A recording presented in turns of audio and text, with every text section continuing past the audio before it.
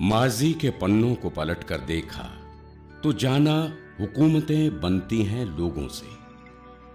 आज के आईने में झांका तो देखा कि जमहूरियतें चलती हैं लोगों से। दुनिया की सबसे बड़ी जमहूरियत हिंदुस्तान, कानून साज, मुंसिफ, अफसर आला और प्रेस, इस जमहूरियत को संभालते सातून, इनके कंधों पर टिकी है जिम्मेदारी इस मुल्क की। कौन हैं ये लोग, क्या हैं इनकी जिम्मेदारियां? इन सड़कों से गुजरते अक्सर ये सवाल जहन में आते हैं। अब हम मांगेंगे जवाब, करेंगे कुछ बातें।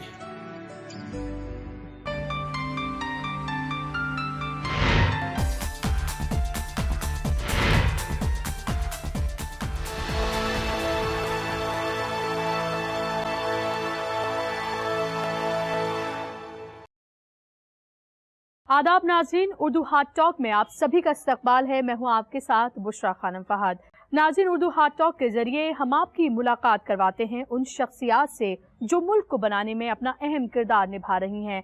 और इसी कड़ी में आज हम आपकी मुलाकात करवाएंगे संत कबीर नगर से बीजेपी के एमपी शरद त्रिपाठी जी से। नाज़रीन, एक एमपी एक ऐसी मजबूत और एक अहम कड़ी होता है आम लोगों के और सरकार के बीच में, जो आम लोगों की परेशानियों को सरकार तक पहुंचाता है। उसके एरिया में, उसके इलाके में किस तरह की परेशानियां हैं, वहां के लोग किन परेशानियों से जूझ रहे हैं, उनकी परेशानियों को सरकार तक, हुकूमत तक पहुंचाना, ताकि उनको देखकर उनके लिए पॉलिसीज तैयार की जा सके, उनकी परेशानियों को दूर किया जा सके।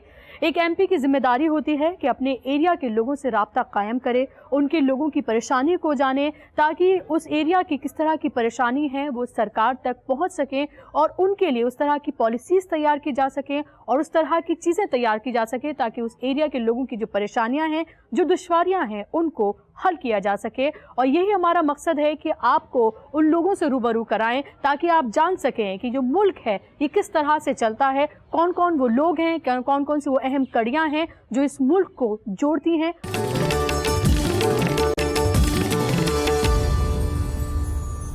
शरद जी, बहुत बहुत इस्तकबाल है आपका प्रोग्राम में। बहुत बहुत धन्यवाद।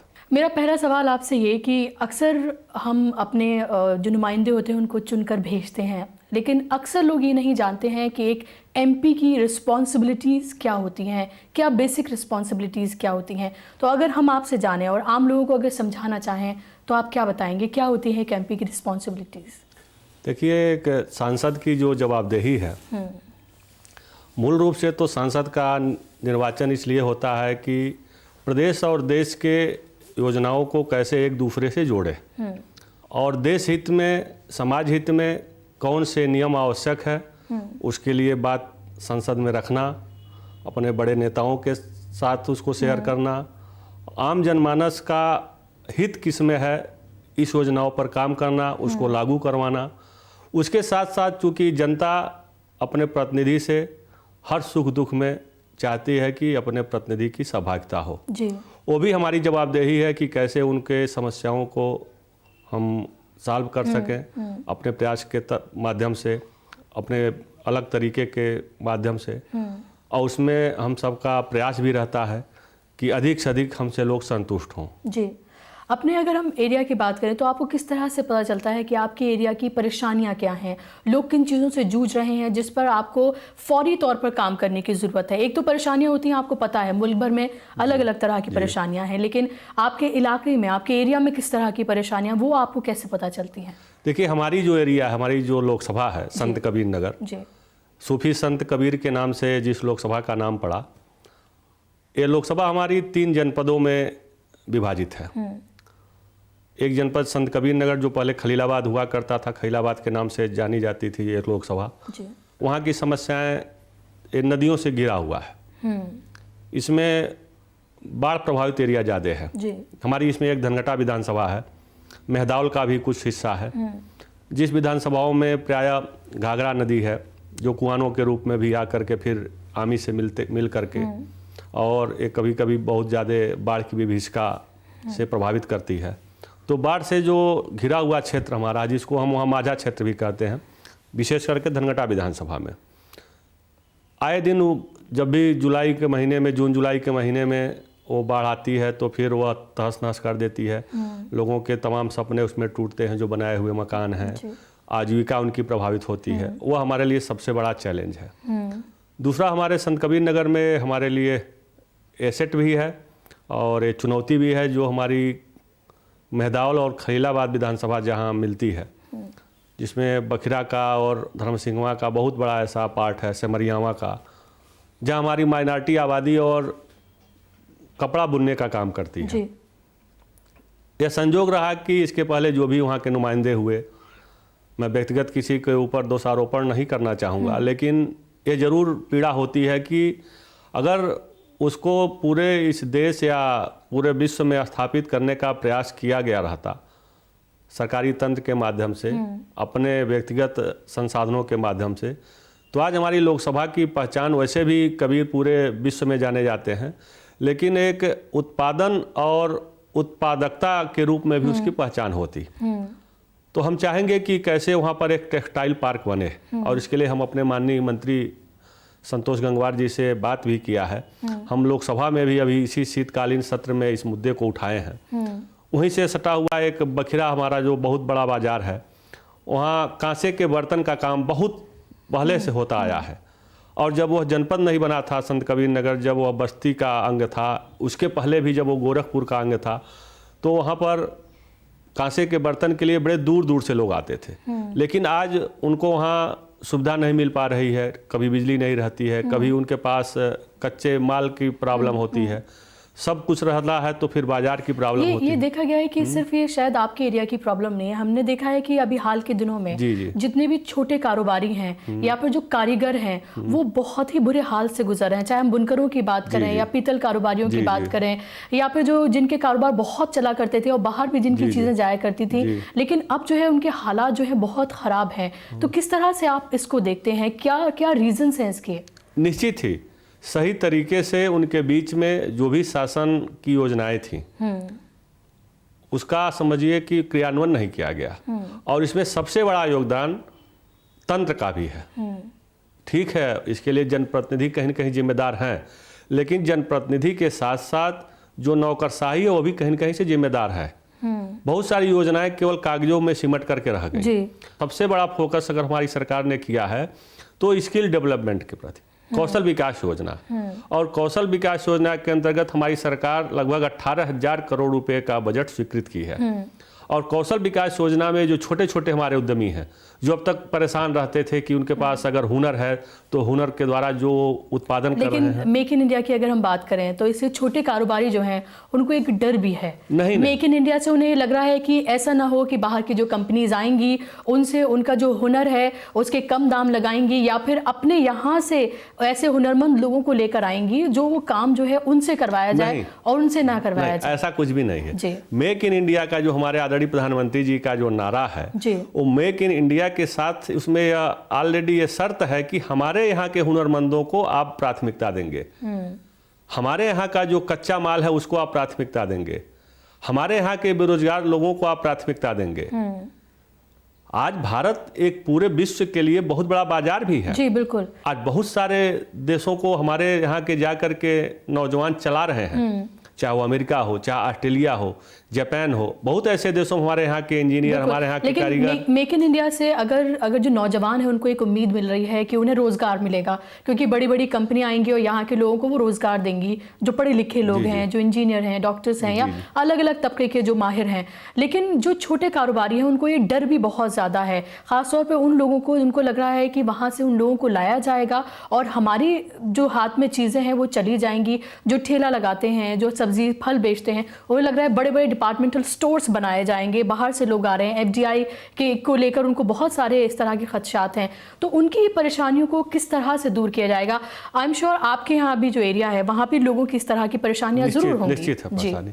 देखिए, उनकी जो परेशानी है, आप इससे अवगत हैं कि जो अपना हिंदुस्तान है, 2 तरह के या 3 तरह के लोग रहते हैं, आपको पता होगा। एक अति पिछड़े, एक मध्यम क्लास, एक बहुत ही अपर क्लास। बिल्कुल। तो जो आप माल की बात कर रहे हैं, जो बड़े बड़े स्टोरों की बात कर रही हैं, वहाँ हमारा जो सबसे पिछड़ा तबका है वो जाने से परहेज करता है। उसके सामने पहले ही से चकाचौंध को देख करके लगता है नहीं यहाँ पर बहुत महंगा सामान मिलेगा, हमारे योग्य नहीं है, तो वह नीचे की मार्केट में हमेशा जाता है। और नीचे की मार्केट के लिए भी हमारे यहाँ जो हुनरमंद लोग हैं, हमारे यहाँ जो छोटे छोटे उद्यमी हैं, वह जो उत्पादन कर रहे हैं वो हमेशा उनकी बाजार सुरक्षित है, क्योंकि उस तबके को अभी ऊपर उठने में धीमे धीमे बहुत समय लगेगा, और लगेगा तो फिर वो अगर उठेंगे फिर नीचे एक तबका तैयार होगा जो फिर वो नीचे जाएगा। तो एक एक क्रम है जी, और हमेशा ये रहा है, ये और रहने वाला है। एरिया की जो प्रॉब्लम्स हैं उनको आप तक आम आदमी लेकर आए, जो आपके इलाके के लोग हैं वो आप तक किस तरह से कांटेक्ट करें, किस तरह से आपसे राब्ता करें ताकि आप उनकी परेशानियों को समझ सकें, क्या करते हैं आप उसके लिए? निश्चित उसके लिए हमारे पार्टी के ही हर जगह जगह बूथ प्रमुख तक बनाए गए हैं। बूथ के ऊपर थोड़ा सा 10 बूथ पर सेक्टर प्रमुख बनाए गए हैं। हमारी जो ब्लॉक इकाई वो मंडल कही जाती है, जो ब्लॉक को थोड़ा छोटा करके हम बनाए हैं वो ब्लॉक हमारे मंडल अध्यक्ष हैं। हमारे जिले के बहुत सारे पदाधिकारी हैं, और हमारी लोकसभा जो 3 जिले में है, अम्बेडकर नगर जहां बहुत सारी सब्जी की खेती होती है, हमारे धनगट्टा विधानसभा में ही हल्दी और अचार के मिर्चे की खेती होती है, खजनी विधानसभा में हमारे बहुत सारे वहाँ पर ऐसे हैं जो छोटे किसान जो छोटा छोटा अपना खेती के माध्यम से, कहीं कुछ लोग केला भी लगाए हैं, अभी हमारे यहाँ के 2-1 किसानों ने फूल की भी खेती की शुरुआत की है। तो जो हमारा पूरा सिस्टम है ये सब बहुत ही पारदर्शी है। ये सारे जगह से सूचनाएं मेरे पास आ जाती हैं, दिल्ली से लेकर के खलीलाबाद को पूरा मैं एक दूसरे से लिंकअप किया हुआ हूँ। शरद जी, एक MP होने के नाते आप कितना जिम्मेदार महसूस करते हैं? देखिए, निश्चित ही एक MP होने के नाते जवाबदेही तो बहुत ज़्यादा हो जाती है। क्षेत्र के हर एक व्यक्ति की हमसे आशा जुड़ी है, हर एक व्यक्ति चाहता है कि कैसे उसकी समस्याओं का समाधान कर दें। तो जवाबदेही तो है हमारी, संसदीय जवाबदेही भी है। वर्तमान समय में मैं विदेश मंत्रालय का स्थायी समिति का भी सदस्य हूँ, भारत सरकार के ग्रामीण विकास मंत्रालय में भी सलाहकार समिति का सदस्य हूँ। तो जवाबदेही तो इतनी है कि जिसकी सीमा नहीं है, और हमारा प्रयास भी रहता है कि उस सारी जवाबदेही को भरपूर तरीके से हम पूरा करें, और इसके लिए अपने सहयोगियों के माध्यम से। लेकिन आप तक पहुंचने के लिए एक आम इंसान के लिए एक चेन है जिससे उसे होकर गुजरना पड़ता है कि आप अपनी बात आप ब्लॉक प्रमुख से कहेंगे, उसके बाद वो आगे बढ़ाएंगे, फिर आप तक उनकी परेशानी पहुंचती हैं। तो अक्सर लोगों की शिकायत होती है कि हमारी जो जायज़ बातें हैं, जायज़ शिकायतें हैं, परेशानियां हैं, वो हमारे नेता तक नहीं पहुंच पाती हैं। तो आप उसके लिए क्या करेंगे? अक्सर लोगों की परेशानी। हम निचले स्तर तक पूरा अपना चयन बनाए हैं। निचले स्तर तक जो भी हमारे कार्यकर्ता हैं, हमारा जो मुख्यालय खलीलाबाद का है वहाँ पर ले आकर पहुँचाते हैं। गोरखपुर से जो संबंधित हमारी खजनी विधानसभा है, वहाँ की समस्या गोरखपुर में हमेशा हमारे एक प्रतिनिधि वहाँ रहते हैं, वहाँ पर वो समस्या पहुँचती है। आलापुर जो हमारे अम्बेडकर नगर जनपद की विधानसभा है, वहाँ भी हमारा एक कार्यालय जहांगीरगंज में है, वहाँ भी पहुँचती है। और मैं हमेशा अनवरत चलता रहता हूँ, लेकिन मेरा पूरा प्रयास रहता है कि हमारे जो भी कार्यालय है सबको हमारा पूरा या निर्देश रहता है कि किसी भी व्यक्ति की जो भी समस्या आती है तत्काल उस पर वो कार्रवाई करें। लेकिन अक्सर MPs पर जो पार्लियामेंट्रियन होते हैं उन पर ये इल्ज़ाम लगता है, सियासतदानों पे, खाली MP नहीं बोलूँगी, कि जो वादे करते हैं उनको निभाते नहीं हैं। इलेक्शन से पहले कुछ और तस्वीर होती है, इलेक्शन के बाद तस्वीर बिल्कुल बदल जाती है।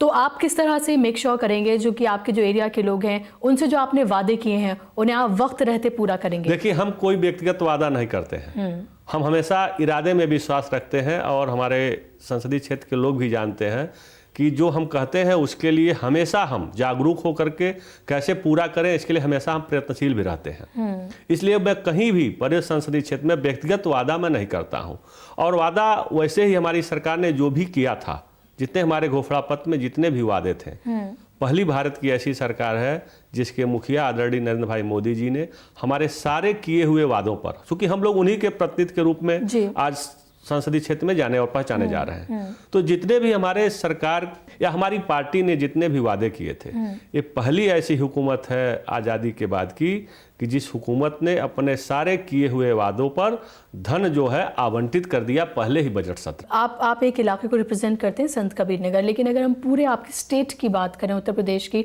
तो क्या वो जो परेशानियां हैं आपको सामने नज़र आती हैं, जो मेन परेशानियां हैं जिसको आपको लगता है कि फौरी तौर पर इसका कुछ ना कुछ ज़रूर होना चाहिए? देखिए, जो सबसे मेन परेशानी, जैसा कि हम एक प्रतिनिधि होने के नाते देखें, सबसे अधिक परेशानी आम जनमानस की थाना और कचहरी, इसी से सबसे अधिक परेशानी है। बहुत से ऐसे बेचारे हैं गरीब लोग जो सुविधा शुल्क के अभाव में उनकी फाइल पड़ी है और रोज रोज ऑफिस का चक्कर लगा रहे हैं। लेकिन तंत्र इतना गैर जिम्मेदार हो चुका है कि जैसे उनकी आदत सी पड़ गई है उनको दौड़ाते रहना। बार बार हम एक ही काम के लिए फिर दोबारा तिबारा हम लोगों को जब फोन करना पड़ता है और वह जेन्युइन काम रहते हैं तो पीड़ा भी होती है, आक्रोश भी व्यक्त करना पड़ता है। हमारा मानना है कि अगर सब लोग अपने अपने दायित्वों का भरपूर तरीके से निर्वहन करना शुरू कर दे, जिसके लिए कहीं न कहीं वह पूर्ण जवाबदेह भी है और सरकार उनको तनख्वाह भी इसके लिए दे रही है, तो बहुत सारी समस्याओं का निदान अपने आप हो जाएगा। तो ये आप इसलिए तो नहीं कह रहे क्योंकि आपकी उस स्टेट में आपकी सरकार नहीं, अगर आपकी सरकार होती तो क्या परेशानियां कुछ और होती? नहीं, निश्चित ही हमारी सरकार जब रही है, आप उठा के देख लीजिए इतिहास, जब हमारे मुख्यमंत्री कल्याण सिंह जी रहे हैं, हमारे मुख्यमंत्री राजनाथ सिंह जी रहे हैं, हमारे मुख्यमंत्री राम प्रकाश गुप्त जी रहे हैं, जो भी हमारे मुख्यमंत्री रहे हैं, तो हमारी सरकारों के क्रियाकलापों का तुलनात्मक अध्ययन आप लोगों को करना चाहिए, आवाम को करना चाहिए कि हमारी जब ही सरकार रही है पूरी हम पारदर्शिता बरतते हुए जो थाना दिवस, तहसील दिवस, ये सब हमारी सरकार का चलाया हुआ है और आज की सरकार उसको एक तरह से औपचारिक तरीके से जरूर कर रही है जी। लेकिन आज आम जनमानस को उसका कोई लाभ नहीं मिल रहा है। अगर हम पार्लियामेंट में बात करें, लोकसभा में आप किस तरह से अपने सवालों को उठाते हैं और फिर किस तरह से आप ये मेक श्योर करते हैं कि जो आपने सवाल उठाए हैं उसका सही आपको जवाब भी मिल सके और उसके लिए आगे जो किया जाना है वो ज़रूर हो? निश्चित हमारे सामने जो समस्याएं हमारे क्षेत्र की आती हैं या पूरे ऐसी समस्या जो पूरे समाज से संबंधित हो, तो समस्या को मैं शून्य प्रहर में भी उठाने का पूरा प्रयास किया जो संसद में हमारा दर्ज है। उसके बाद 377 के माध्यम से भी मैंने उठाने का प्रयास किया, स्टार्ड और अनस्टार्ड क्वेश्चनों के माध्यम से मैंने उठाने का प्रयास किया। चर्चा में भी हमारे पार्टी के हमारे सम्मानीय नेता हमको समय दिए, उसमें भी मैंने उठाने का प्रयास किया। तो संसद की जो भी विधाएं हैं उस विधाओं के माध्यम से हमारा पूरा प्रयास रहता है कि हम आम जनमानस की समस्याओं को देश की सबसे बड़ी अदालत में रखें और रखे भी हैं। और जब देश की सबसे बड़ी अदालत में हम समस्याओं को रखते हैं तो निश्चित ही उस पर एक बार पूरी मशीनरी जो है सरकारी तंत्र की एक बार चौकन्ना होती है, उसको देखती भी है, समझती भी है, उसका निराकरण भी होता है। और हमारे माननीय प्रधानमंत्री जी का सख्त निर्देश ऐसे भी है पूरे मंत्रालयों को कि किसी भी समस्या का समाधान जितना जल्द से जल्द हो सके होना चाहिए और हो भी रहा है। अक्सर जब कोई लोकसभा की कार्रवाई को देख रहा होता है, जब उसकी प्रोसीडिंग्स चल रही होती हैं उसको देख रहा होता है, तो उन्हें लगता है कि अरे ये नेता लोग हैं यहाँ पर टाइम ख़राब कर रहे हैं, चीख रहे हैं, चिल्ला रहे हैं, ना कोई किसी की बात सुन रहा है, ना किसी की बात किसी तक पहुँच रही है और हमारा भी टाइम इसमें ख़राब हो रहा है। तो ऐसी इमेज लोगों तक ना जाए उसके लिए क्या किया जाना चाहिए? क्योंकि हम अक्सर देखते हैं कि ये वाला सत्र अब ख़राब चला गया, अब ये वाला सत्र ख़राब चला गया, जो काम की बात होनी थी वो काम की बात हुई नहीं और शोर शराबा हुआ और उसे ख़त्म कर दिया गया। देखिए यह दिन बीत गया। ये जो समस्या से लोगों को सामना करना पड़ता था आम जनमानस को कि लोकसभा में केवल हल्ला होता है, केवल शोर शराबा होता है, ये अब अध्याय बंद हो चुका। यह रिकॉर्ड है पहली बार आज़ादी के बाद से और हमारी सरकार का रिकॉर्ड है कि हमारी सरकार ने एक अभी जो शीतकालीन सत्र बीता है 19 विधेयक हमारी सरकार ने लाए, जिसमें 12 विधेयक पारित हुआ। 7 केवल कांग्रेस और विपक्ष के लोगों के जबरदस्ती शोरगुल करने के कारण नहीं पास हो पाया और सबसे अधिक लोकसभा हमारी सरकार के कार्यकाल में चली जो 93% लगभग चली है जी।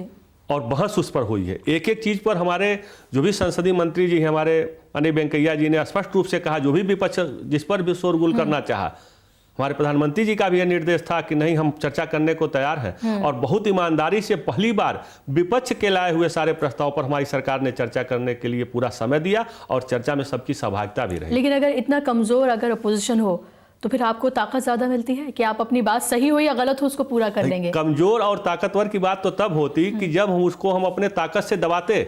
हम तो उनकी जो भी संख्या है उस पूरे संख्या का सम्मान करते हुए और हमारे संसदीय मंत्री जी और पूरा सीधे कहते हैं लोकसभा अध्यक्षा से या अनुरोध करते हैं कि नहीं आप उनको समय दीजिए। लेकिन हमारी सरकार ने पहली बार पूरे विपक्ष के लोगों को जो कि संसदीय कार्रवाई में दर्ज है भरपूर मौका दिया कि अपने सारे सवालों का जवाब भी ले और बहस भी करें और बहस भी हुई जी। शरद जी ये तो बात रही आपकी किस तरह से आप काम करते हैं एक एमपी के लिहाज से, लेकिन अगर आपकी पर्सनल लाइफ के बारे में अगर हम जानना चाहें तो कैसे आपने इसकी शुरुआत की? जाहिर सी बात है आपके खून में था, आपने अपने फादर से अपने वालिद से लिया, लेकिन आपका हमेशा से इसमें इंटरेस्ट था या फिर क्योंकि आपके पिताजी आपके वालिद थे इस तरह से इसलिए आपने इसकी शुरुआत की?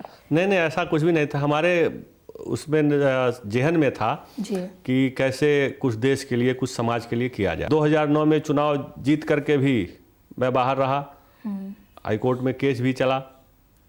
ये सारे वहाँ के आम जनमानस को पता था कि नहीं, उन लोगों ने मुझको चुनाव जितवाया था, लेकिन कुछ ऐसी स्थितियाँ उसमें बनी। बसपा की सरकार थी, हमारा जिससे मुकाबला था वो उस समय काफ़ी, आज भी उस समय के धनबली लोग थे जी। लेकिन फिर भी हमको अपने नौजवान साथियों पर, अपने संसदीय क्षेत्र की महान जनता पर उस समय भी पूरा विश्वास था।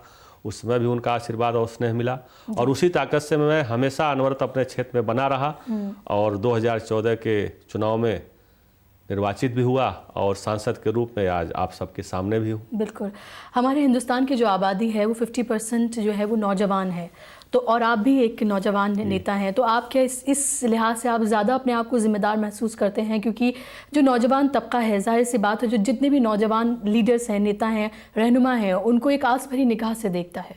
निश्चित ही देखिए, 50 नहीं, इस समय 62% की आबादी है जी। और पूरे विश्व में युवाओं का देश सिर्फ इकलौता इसमें भारत रह गया है। बिल्कुल। चाइना निश्चित हमसे आबादी में ज़्यादा जरूर था, लेकिन अपनी कुछ ऐसी नीतियों के कारण युवाओं की संख्या में हमसे वह इस समय पीछे चल रहा है। तो नौजवान हमेशा दिशा और दशा दोनों तय करने का काम किए हैं। जब चाहे आज़ादी के पहले की बात रही हो, तो निश्चित जो युवा शब्द होता है ना, तो युवा को अगर उल्टा किया जाए तो वायु, हवा जैसा तेज जो हो, तो हवा जैसे झोंके से तो लोगों को रहती है अपेक्षा कि कोई भी काम अगर हमारा फंसा है या कहीं नहीं हो रहा है तो युवा है जी, ये हवा का झोंका है, बहुत तेज चलता है, इससे हमको जल्दी राहत मिलेगी, तो अपेक्षा हमसे रहती है। बिल्कुल।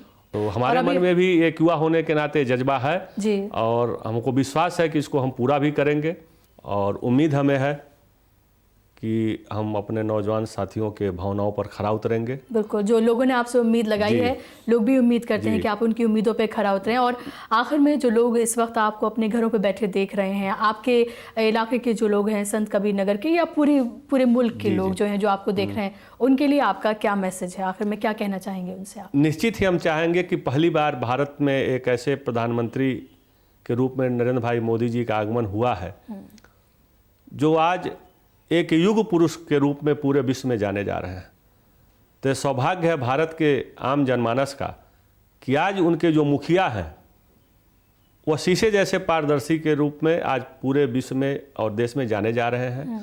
और निश्चित ही पूरे देश के लोगों को यह धैर्य रखना चाहिए कि आने वाले समय में उनकी भावनाओं के अनुसार, उनके सपनों के अनुसार हमारे प्रधानमंत्री आदरणीय नरेंद्र भाई मोदी जी, हम सब मिल करके, और देश की जनता का भी पूरा कर्तव्य है कि जितना विश्वास दिन प्रतिदिन देश की जनता हमारे प्रधानमंत्री जी को देना शुरू कर दी है, पहले भी दी थी और दिन पर दिन वह विश्वास बढ़ता जा रहा है। तो हमें विश्वास है कि हम सब मिल करके, सारे देशवासी मिल करके फिर एक बार अपने इस देश को पूरे विश्व में स्थापित करेंगे और पूरे विश्व में यह विश्व गुरु के रूप में अपना मुल्क, अपना हिंदुस्तान जाना जाएगा, पहचाना जाएगा। पहले भी जाना और पहचाना जाता था, बीच का कुछ काल ऐसा आया कि इस पर कुछ धुंध पड़ी, लेकिन वह धुंध छटने वाली है। एक नया सवेरे की शुरुआत हो चुकी है नरेंद्र भाई मोदी जी के नेतृत्व में और पूरे भारत को फिर से एक नया भारत बनाने के लिए हम सब मिल करके टीम भावना से काम शुरू कर दें। चलिए, हम उम्मीद करेंगे कि जो आपकी उम्मीद है और जो लोगों की उम्मीद है उस पर आप और हमारी जो आपकी हुकूमत है वो खरी उतरे। बहुत बहुत शुक्रिया आपका शरद जी, हमसे बात करने के लिए और अपना कीमती वक्त देने के लिए। बहुत बहुत धन्यवाद।